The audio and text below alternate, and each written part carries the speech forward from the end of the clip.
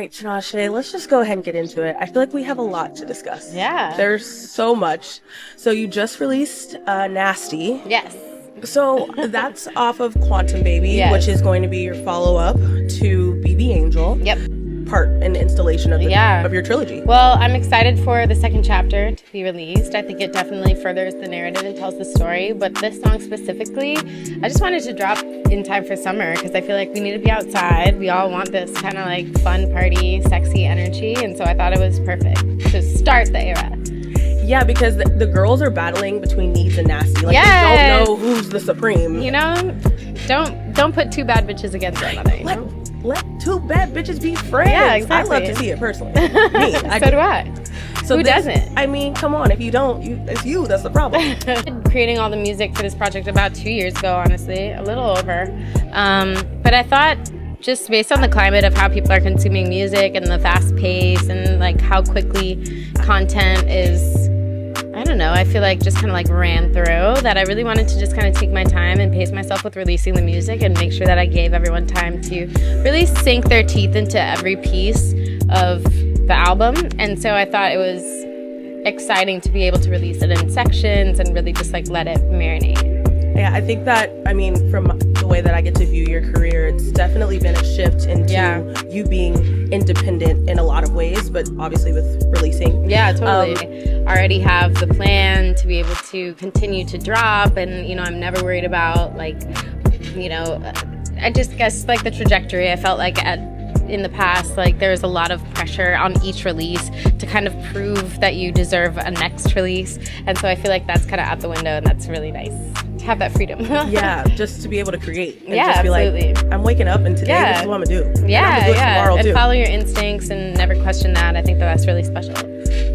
Instinct and like intuition, I think, are really, I guess I would say, representative of who you are. Yeah, thank you. Obviously, Janet Jackson served as an inspiration. Yeah, she's queen. She's the blueprint. Yes, of course. What is it about Janet Jackson that is so inspiring to you and the music that you make and how you make it? I think, I mean, from like a music perspective, I think it's the fact that to me she's kind of genreless. She always kind of creates things that feel really true to her, but you know, she's created pop, she's done dance, she's done electronic, she's dabbled in obviously R&B, hip-hop. There's so many different elements to her music and it doesn't fit into one box, and I think that that's, you know, the true definition of a pop star, as well as just being like so well-rounded as like an entertainer and a human being. Like, those are all the things that you want to see. Great performance, great, you know, concepts, outfits, fashion, personality, all the je ne sais quoi. So yeah, she got that. Yeah, she got that. All that, all of it, and all of it. Really, truly.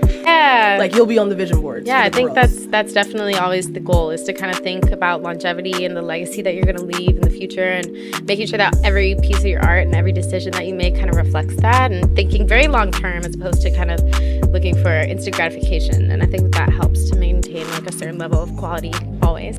So one thing that I think about with you is, like, if I were to imagine what your vision board would be, I feel like I could see something like a Beatle and then Beethoven. Like, I feel like you could be anywhere with it. Oh, yeah. What's on your vision board for Quantum Baby and for the next installation?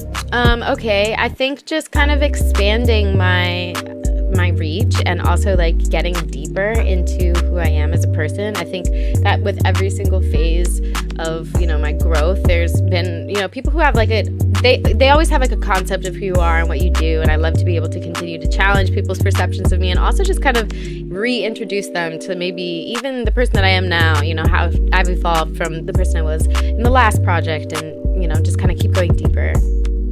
So we were just talking about all of your choices making sense. Yeah. So I want to know what your first project and your most recent project have in common. Wow. Okay. My first project was called In Case We Die, and it was very like, I put it out in 2012, and there was very like a lot of conversation about the end of the world and getting very existential, and so that was like a big inspiration for the concept of that album. And I think that the concept of Quantum Baby is also kind of existential in a way, because it's kind of thinking about the questions of reality and the nature of reality and how things kind of maneuver in reality and kind of the paradoxes that lie there. And so I think that that's something that's very reflective of how I've begun, is like answering these, or not necessarily answering these deep questions, but kind of considering these deep questions and like how that reflects your, you understanding of yourself in the world and relationships and like different things that you go through. So I want to play a little bit of Frankenstein. Okay, what's that? Okay, so what I want to do, I want to think about if you could create your perfect song, project, collaboration. I want to know who would be on that. Like, okay, great. Whether it's Dev Hines producing and then you have this person doing the horns. Okay, nice. I want to know, what's Frankenstein? What is the perfection? Okay, so Frankenstein, a perfect song. Okay, we're gonna have Kate Trinata main production because like gets the party going, sets the tone. Then we're gonna have like DJ Mustard come in and do some drums because we want that like West Coast blap on there, And then and then there's always gonna be I'm gonna sing, and me. That'll be me. And then we're gonna have like a little rap verse in there, which is also gonna be some West Coast shit. We're gonna have YG come in and give us some like hype vibes, and then we're gonna break into like some type of like musical bridge, because I always love when the song like switches from one vibe to another, and the musical bridge is gonna take us into like a Sade-esque space.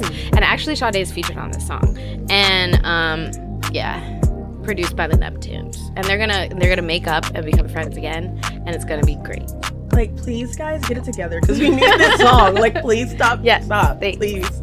Two bad bitches, why can't they just be friends?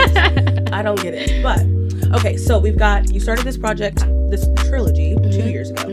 So we've got BB Angel, we've got Quantum Baby. Yep. What can you tell us about the third installation? Okay, well, the third installation is, it's part of this concept, but I think that the best part about releasing it in threes is it gives you the space and the room to evolve it as kind of the narrative plays itself out, which I think is really interesting. Like, as I release different songs, it kind of inspires me to kind of change just little subtle things about like how it's rolling out, or like which songs I end up, sticking with, which songs I revisit. So as much as, the concept is definitely there, it's also still evolving, which is really fun because then I can keep it so fresh. Yeah, it's like an amorphous like little block. Yeah, like totally. Each day it could look different. Like the track list could look different. Yeah.